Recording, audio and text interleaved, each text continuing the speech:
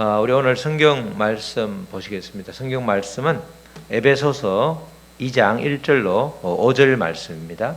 에베소서 2장 1절로 5절 말씀입니다. 에베소서 2장 1절로 5절 말씀입니다. 에베소서 2장 1절로 5절. 근데 진짜 이번에 화재 나면서 보니까 주변 사람들하고 이렇게 잘 관계를 해놓으니까 굉장히 그냥 잘 지나갔습니다. 그리고 건물이 노후화로 인해서 아마 누전으로 추정이 되긴 하는데 이렇게 주인 되시는 분도 되게 본인이 화재 보면 안 들어서 미안하긴 하지만 그런 회복되는 이 건물이 또 다시 회복되는 과정에서 원상 회복되는 과정에서 주변 분들하고도 이렇게 더 돈독해지고 앞에 고깃집에서는 불 끌어온다고 직접 올라와 가지고 이렇게 우리 하은이랑 같이 움직이는 그런 것도 있었는데 여러분들 앞집에 고기가 좀 맛은 있으니까 비싸더라도 좀 사시기 바랍니다. 성경 말씀 2장 1절 5절 말씀입니다. 한 절씩 교독하겠습니다. 그는 허물과 죄로 죽었던 너희를 살리셨도다.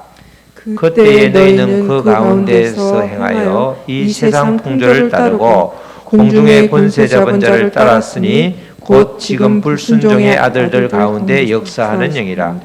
전에는 우리도 다 그 가운데서 우리 육체의 욕심을 따라 지내며 육체와 마음에 원하는 것을 하여 다른 이들과 같이 본질상 진노의 자녀였더니 긍휼이 풍성하신 하나님이 우리를 사랑하신 그 큰 사랑을 인하여 다 같이요. 허물로 죽은 우리를 그리스도와 함께 살리셨고 너희는 은혜로 구원을 받은 것이라. 아멘. 오늘 제목은 우리 다 같이 한번 읽겠습니다. 시작. 하나님의 사랑이 나를 살리셨습니다. 원래 하나님의 사랑이 죽은 나를 살리셨습니다. 이런 제목입니다. 우리 한 주가 하루를 시작하면서 지난번에 그랬죠. 하루를 시작할 때 어떻게 시작하라고 그랬죠? 오늘 나를 향한 하나님의 기쁘신 계획이 무엇인가? 그걸 계속 물으라고 그랬죠. 지난주에 그런 말씀이죠. 하나님의 뜻을 구하는 뜻이라는 것은 기쁜 하나님의 계획이기 때문에 우리가 날마다 아침을 시작할 때 오늘 나를 향한 주님의 기쁘신 계획은 무엇입니까? 자꾸 묻고 하다 보면 어느 순간 하나님이 오늘은 옆집에 가서 이런 걸 해라. 뭐 이런 여러 가지 구체적인 그런 아주 사항을 하나님이 말씀으로 또 음성으로 알려주는 거죠. 굉장히 이게 중요한 물음입니다. 우리는 모두가 다 늘 땅 위에 살고 있으니까 땅에 속한 자로 착각하기 쉽죠. 그런데 실제 우리는 땅 위에 살지만 하나님을 믿는 순간 하늘에 속한 사람으로 신분이 바뀌었단 말입니다. 그래서 늘 우리가 천국 백성은 내 뜻대로 사는 것이 아니라 하나님의 뜻대로 사는 사람이 천국 백성, 믿음의 성도들이기 때문에 우리가 늘 하나님의 기쁘신 계획, 하나님의 뜻이 오늘은 무엇인가요? 그렇게 매일 물을 때에 우리가 하루가 그냥 길지도 않고 지겹지도 않고 하루가 기쁨으로 또 주님의 그런 뜻하심으로 잘 우리를 드릴 수 있다는 것입니다. 우리 다 같이 이게 익숙하지 않을 텐데 다시 한번 우리 따라해 보시기 바랍니다.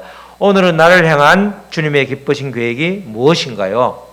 오늘은 나를 향한 주님의 기쁘신 계획이 무엇인가요? 날마다 이렇게 묻는 여러분 되시기를 주님의 이름으로 축복합니다. 우리가 지금 말씀을 같이 나누고 있는 에베소서는 바울 사도가 로마 감옥에 2년 동안 갇혀 있는 동안 쓴 편지라고 그랬죠.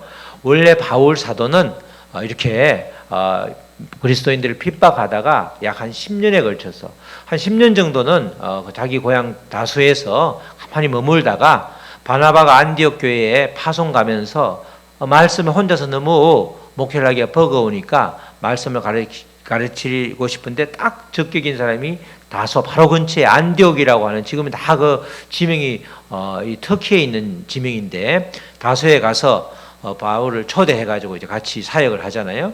그렇게 초대된 이후에 10년 정도의 1차, 2차, 3차 전도 여행이 끝난 다음에 그리고 이제 예루살렘에 왔다가 이방인을 데리고 왔다. 성전으로 이방인을 데리고 오면 안 되는데 이방인을 데리고 왔다는 그것을 이제 핑계 삼아서 고발함으로써 이 예루살렘과 그리고 그 당시에 총독이 늘 머무르던 관저가 있던 가이사라 가이사라에서 2년을 또 감옥생활을 하고 그리고 이제 로마로 또 2년을 끌려가서 감옥생활을 하는 그 4년 동안의 감옥생활이 이어지는데 그 말미에 이제 그 로마 감옥에 있던 마지막 2년 동안 이렇게 쓴 편지가 바로 이 옥중서실입니다. 특별히 에베소서, 그죠? 골로새서 또 빌립보서, 빌레몬서 이렇게 네 권의 편지를 썼는데 우리가 에베소서 말씀이 이제 그런 옥중서신 때 쓴 말씀이라고 그랬죠. 에베소서는 이렇게 감옥에 갇혀 있다 보니까 늘 생각하는 게 그냥 이동하면 쉽게 어느 교회에 문제점이 있으면 바로 누구를 파송하든지 아니면 편지를 쓰는데 지금 교회의 문제점이 바울의 포인트가 아니라 어떻게 하면 이 교회가 교회다워지는가, 다시 말해서 교회의 본질에 대한 그런 이야기를 쓴 편지가 바로 에베소서죠. 에베소서는 4가지의 핵심적인 주제가 있다고 그랬죠. 어떻게 성도가 구원을 받았는가, 어떻게 성도가 구속을 받았는가, 그런 말씀, 또 예수님께서 어떤 일을 하셨는가, 화평의 신으로 오셨는데 그 예수님이 어떤 일을 하셨는가, 그리고 이 하나님을 믿는 사람들의 모임인 교회가 어떻게 연합하고 성장하는가, 그걸 교회론이라고 그러죠. 교회에 속한 성도들은 어떤 자세를 가져야 되는가, 거기에 대한 말씀이 한 구절 한 구절 이렇게 담겨 있는 말씀이 바로 에베소서입니다.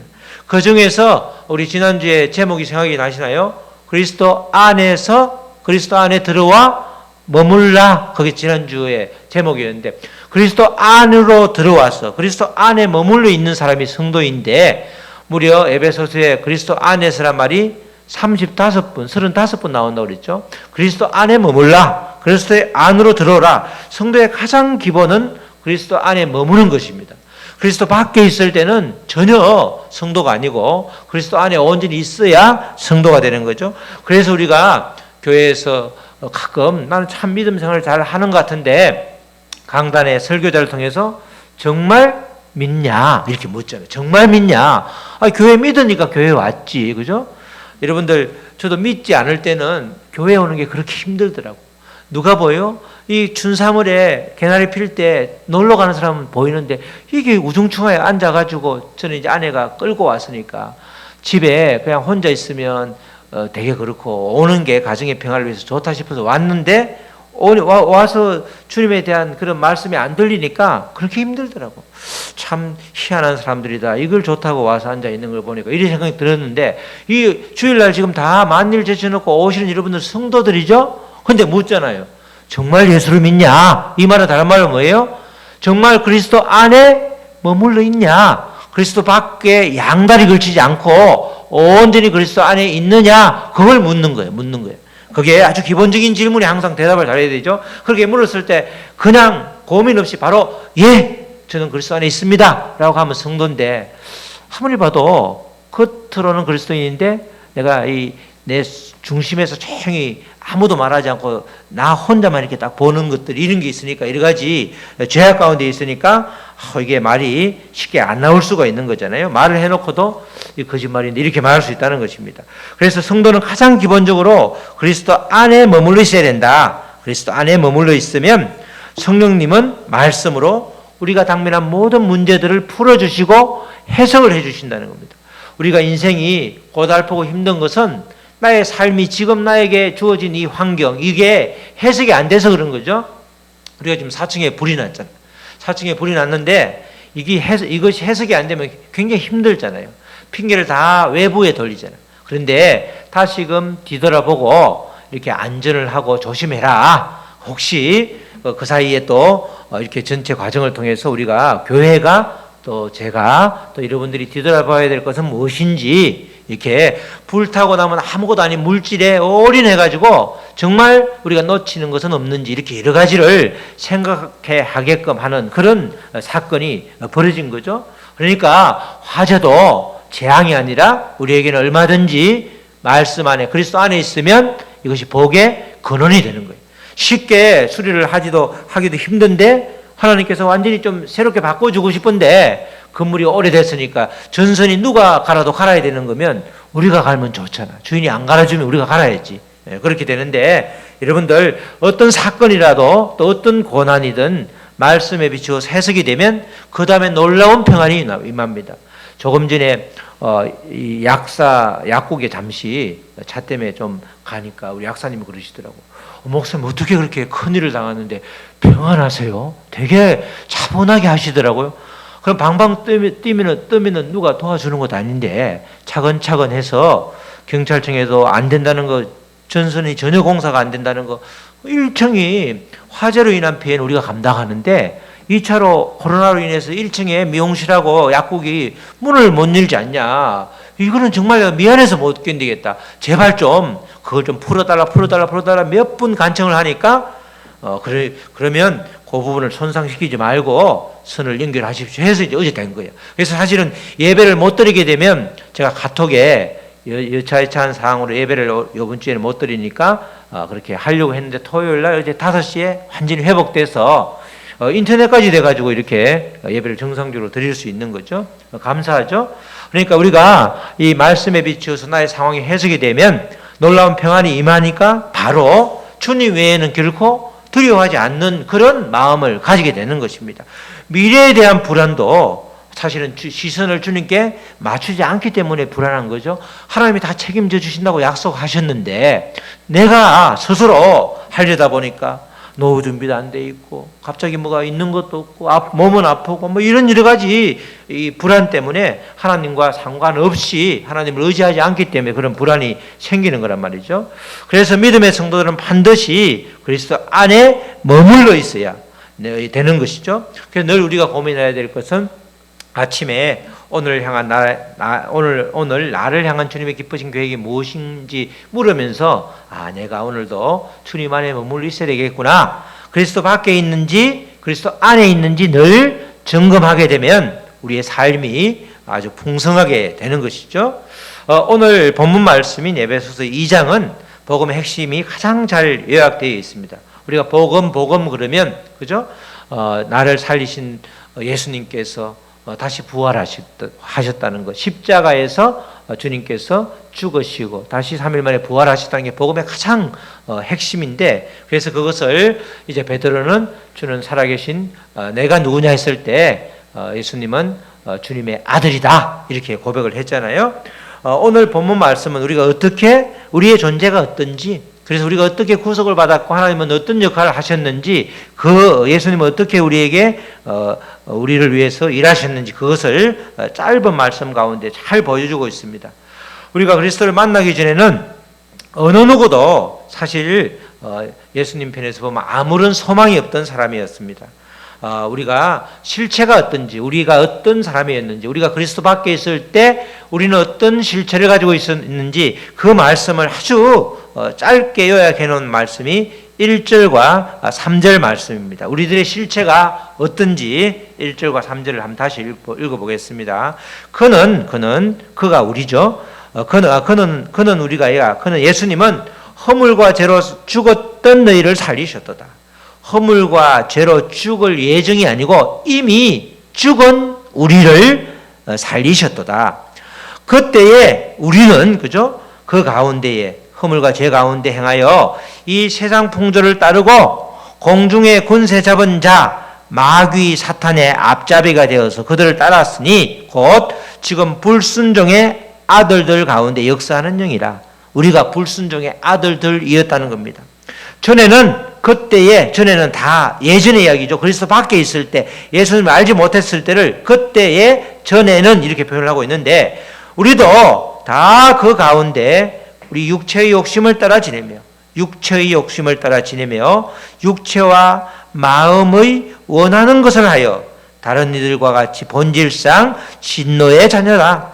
불순종의 아들들, 진노의 자녀, 허물과 죄로 죽었던 자, 다 우리들의 실체죠. 우리 실체. 예수님을 믿기 전에, 예수님이 믿음을 선물로 주시기 전에, 우리를 구원하기 전에 우리가 이런 사람이었다. 이런 사람. 우리가 누구인지를 알아야, 한마디로 딱 말하면 우리는 죄인이다 이렇게 되는 거죠.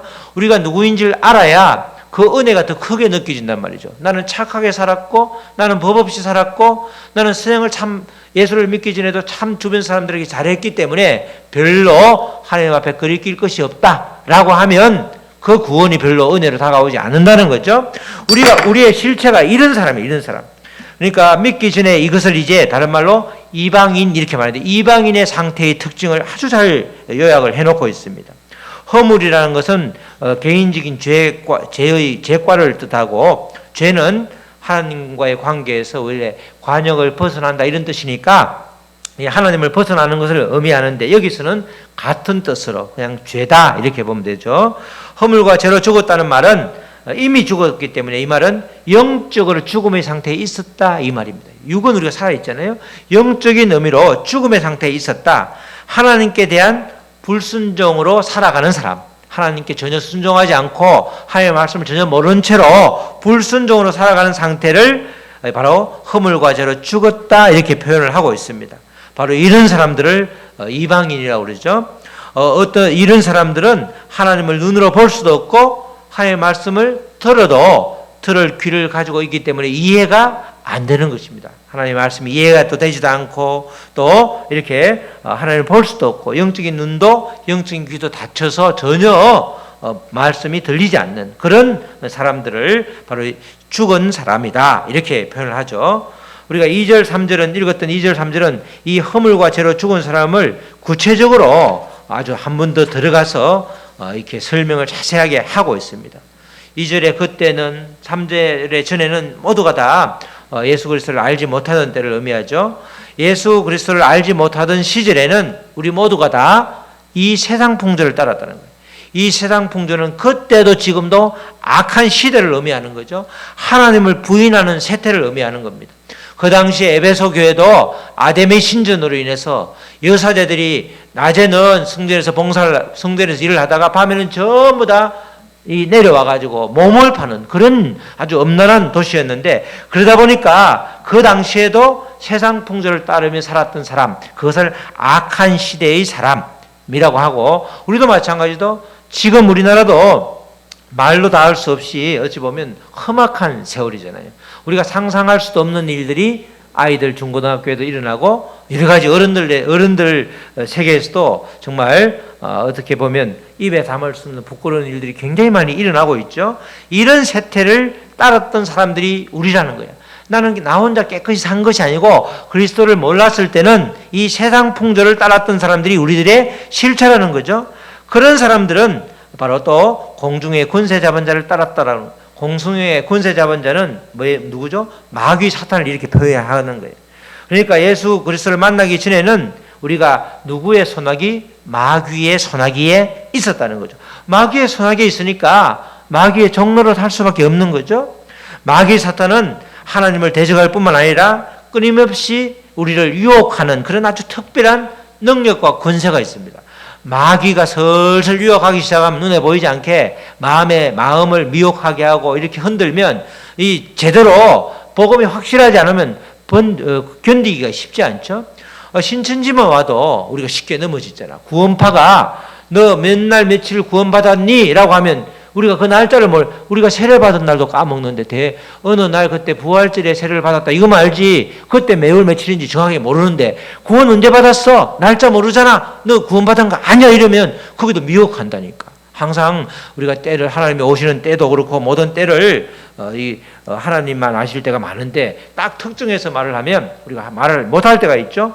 이렇게 마귀 사탄의 무리들은 기가 막히게 유혹하는 그런 재주가 있다는 겁니다.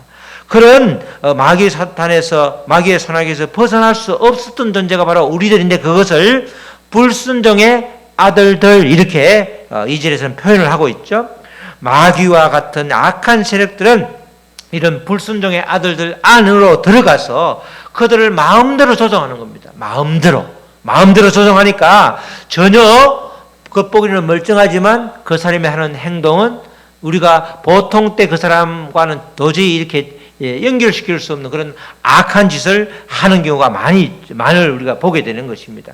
3절에서는 또 허물과 죄로 이미 죽었던 사람들을 육체의 욕심을 따라 지내는 사람들이다 이렇게 말하는데, 여기서 육체는 생명이 없는 고깃덩어리를 말해요. 고깃덩어리. 그러니까 우리가 고깃덩어리로 살아가는 거예요.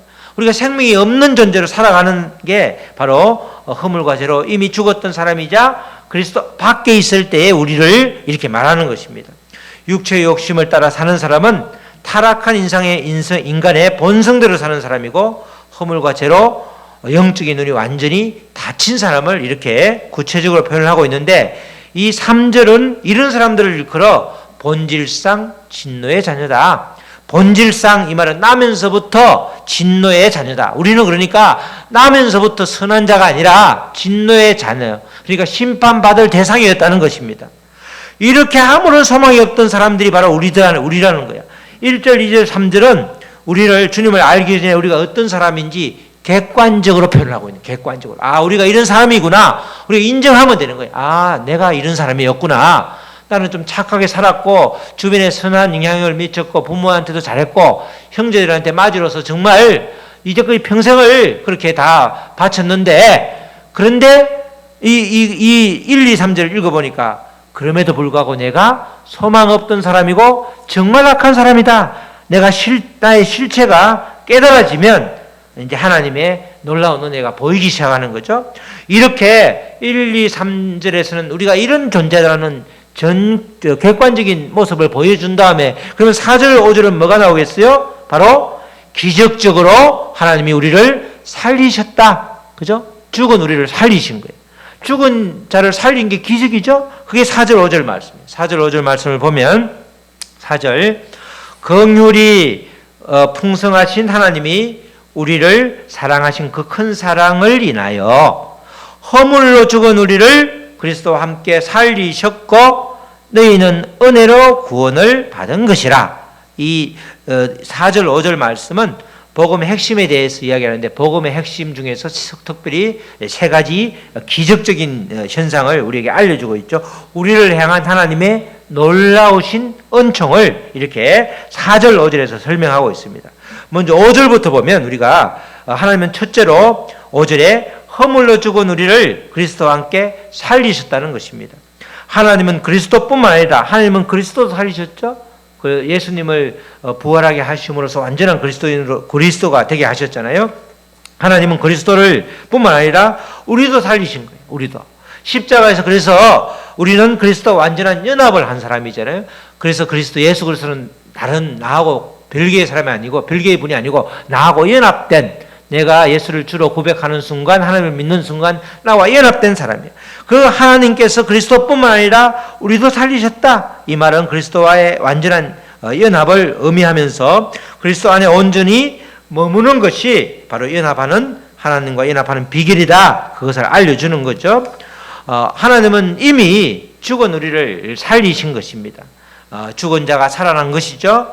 영적으로 죽은 우리들, 다른 말로 육체만 가진 고기 덩어리였는데, 또 죄 덩어리였는데, 우리의 신분을 완전히 바꿔주신 거예요. 그 신분을 완전히 세탁해 주신 거죠. 죽은 사람이 살아났으니 이것이 기적이라는 것입니다. 우리 모두는 바로 기적의 주인공인 거죠. 자, 우리 다 같이 기적은 하나님을 열심히 믿고 모든 나 아닌 다른 사람에게만 일어나는 것 같은데, 우리 모두가 이 4절에 허물로 죽은 우리를 하나님께서 살리셨으니까 이것이 기적이라는 거예요. 다 같이, 나는 기적의 주인공입니다.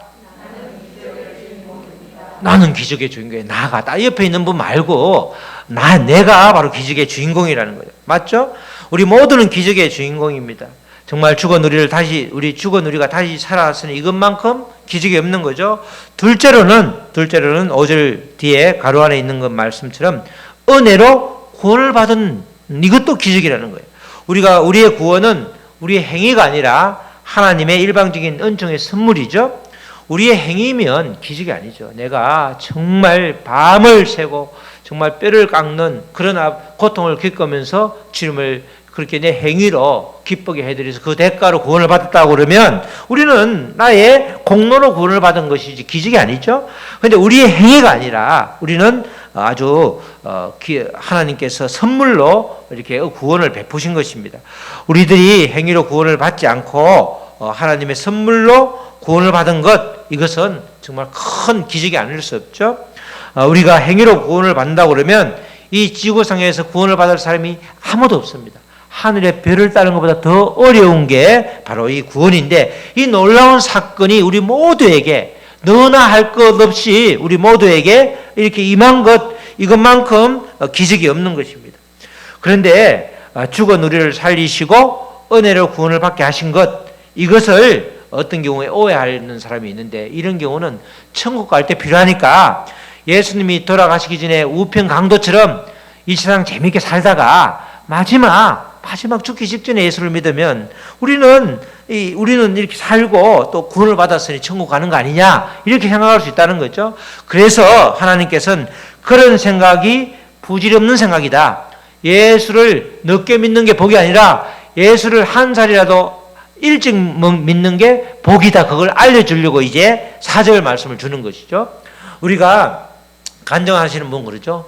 내가 그때 그분이 전도했을 때 예수를 믿었으면 이렇지 않았을 때, 나 예수를 늦게 믿어서 너무 억울해. 그래서 나 정말 지금 열심히 달려가야 돼. 교회 봉사라는 봉사는 다 하고 이러면서 막 애를 쓰시는 분, 간증하시는 분이 있잖아. 그죠? 그러니까 예수를 일찍 믿었는데 뭐가 좋냐, 이게 뭐가. 우리 늦게 믿는 강도도 그냥 숨 꼴깍하기 전에 가면 똑같이 천국 가는데, 어떤 분들은 천국에는 모자를 좋은 모자를 쓰고 어떤 사람은 개털 모자를 쓴다, 그런 말들도 있긴 하는데 우스갯소리로. 우리는 하여튼 그런, 성경에는 그런 게 없잖아요. 성경은 믿으면 천국 가는데 예수님 우편의 강도도 죽기 직전에 고백했을 때 천국 갔잖아. 그러니까 천국 가는 건 이상이 없는데, 그럼 이 땅에 살 때, 이 땅에 우리가 살 때 이 땅을 천국으로 누리기 위해서는 어떤 말씀이 필요한가? 그게 바로 4절 말씀입니다. 4절 말씀. 4절 말씀에 긍휼이 풍성하신 하나님이 우리를 사랑하신 그 큰 사랑을 인하여, 그죠? 셋째로 허물과 죄로 죽은 우리를 하나님께서 사랑하셨다는 거예요. 이것이 가장 큰 기적이라는 겁니다. 우리가 진노의 자녀고 불순종의 아들들이었는데, 그래서 마귀의 종로로 타던 사람이었는데 하나님이 우리를 친히 사랑했다는 거예요. 사랑은 아무나 하는 게 아니잖아요. 우리가 사랑하는 게 얼마나 힘들어요. 우리가 어떨 때는 자녀를 사랑하는 것도 힘들고 배우자를 사랑하는 것도 힘들 때가 있잖아요. 그렇죠?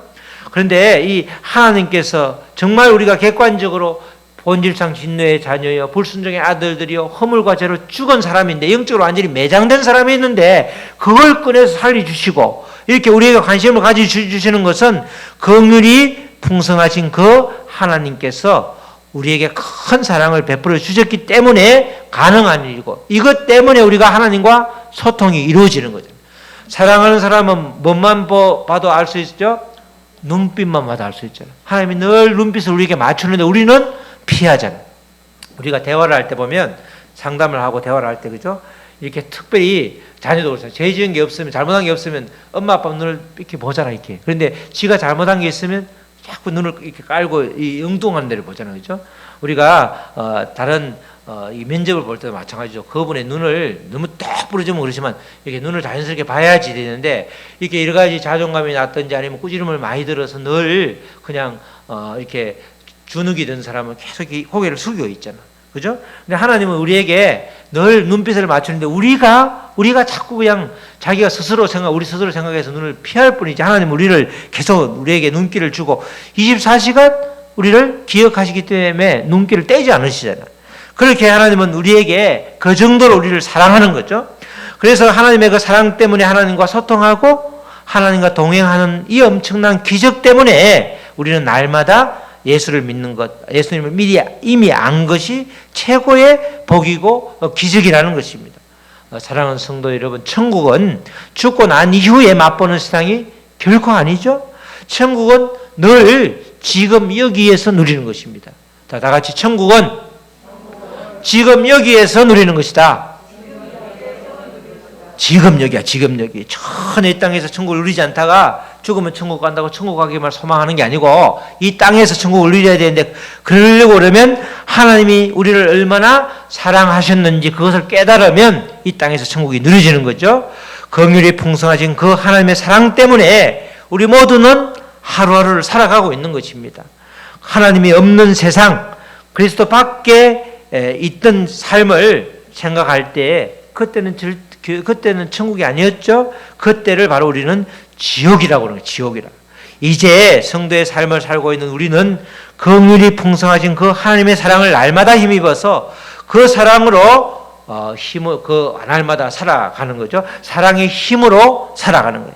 우리는 하나님의 사랑의 힘을 먹고 사는 사람이죠. 그 사랑의 힘을 어떻게 먹어요? 말씀을 통해서 먹잖아. 그래서 말씀을 보고 말씀을 암송하면서 말씀을 되뇌이면서 하나님이 나에게 힘을 주시는구나. 하나님이 내게 두려워하지 말라는구나. 내가 너와 함께 함이라고 하시는구나. 그렇게 우리가 늘 말씀을 되뇌이면서 힘을 얻는 거죠. 힘을 얻는 거죠. 하나님은 이처럼 우리를 그 사랑으로 본질상 진노의 자녀에서 그리스도 안에 있는 하나님의 자녀로 바꾸어 주신 거죠. 진노의 자녀가 하나님의 자녀로 완전히 집안이 다른 집안으로 옮겨졌으니까 축복의 그 하나님의 자녀가 되었으니까 이것이 놀라운 기적이고 놀라운 사랑이라는 것입니다. 죽었던 우리를 다시 살리신 그 하나님, 그 하나님의 사랑이 날마다 나에게 느껴질 때 말씀으로 다시금 날마다 그것을 우리가 되뇌이고 그 은혜를 생각할 때 우리는 살아계신 하나님을 믿는 성도로 하나님의 깊으신 뜻을 이루며 살아가는 그런 사람이 되는 것입니다. 우리 사랑하는 성도 여러분, 복음은 이미 죽었던 우리를 살리는 힘입니다. 허물과 죄로 이미 죽은 자들이 바로 우리들인데 또 우리들은 세상 풍조를 따랐고 마귀의 종노릇에 앞장섰던 진노의 자녀들이었습니다. 육체의 욕심을 따라 살았던 진노의 자녀요. 또 불순종의 아들들이었는데 이런 우리를 긍휼이 풍성하신 하나님께서 사랑해 주셔서 그 사랑은 또 예수 그리스도와 연합하게 하셨고 은혜로 구원을 받게 하셨습니다. 이제 날마다 하나님의 큰 사랑 오늘 성경처럼 하나님의 큰 사랑에 힘입어 날마다 그리스도 안에서 하나님의 자녀로 사는 저와 여러분 되시기를. 그래서 날마다 매일의 삶이 고통과 고난과 나에게만 왜 이런 우리 가정에만 왜 이런 일이 일어났냐고 이렇게 힘들어할 것이 아니라 오늘도 주님의 힘으로 주님의 도우심으로 이런 가운데서도 천국을 맛보는 그런 우리 모두가 되시기를 주님의 이름으로 축원합니다. 아멘. 우리 찬양하고 말씀 붙들고 기도하시겠습니다.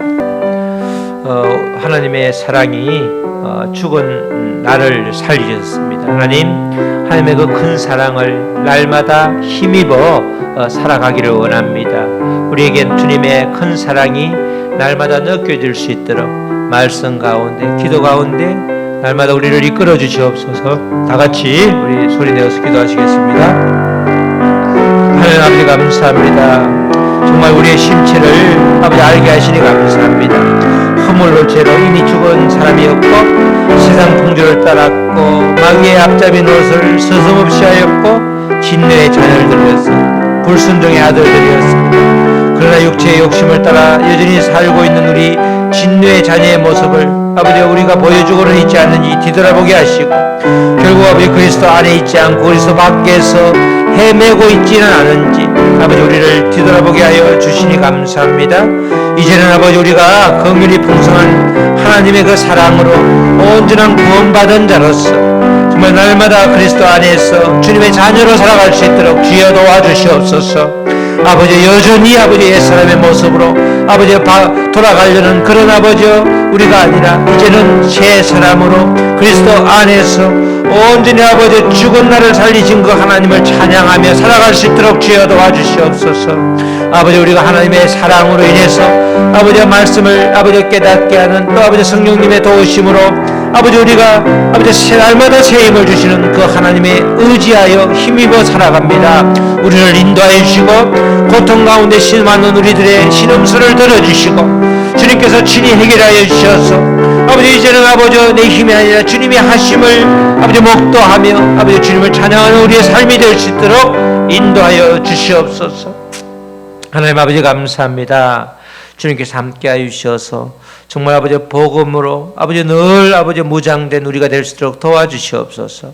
우리가 아버지 우리의 실체를 분명히 알게 하시고 아버지 그리스도 안으로 들어오매 모든 것이 아버지 해석되고 모든 고난이 기쁨으로 아버지 바뀌는 귀한 역사가 있게 하여 주시옵소서. 지금도 아버지 고통당하는 우리 아버지 성도들 또 우리 환우들 아버지 주님이 아버지 우리 나의 신음소리는 왜 듣지 않나 여러 가지 아버지 갈등과 여러 가지 아버지 또 아버지 혼란 속에 있는 아버지 우리들 주님께서 아버지 불쌍히 여겨 주셔서 정말 주의 말씀 따라 아버지 신뢰하며 달려가는 나아가는 그래서 날마다 하나님의 그 큰 사랑을 목도 실제로 체험하는 우리가 될 수 있도록 축복하여 주시옵소서. 감사하며 이 모든 말씀 예수 그리스도의 이름으로 축복합니다. 아멘.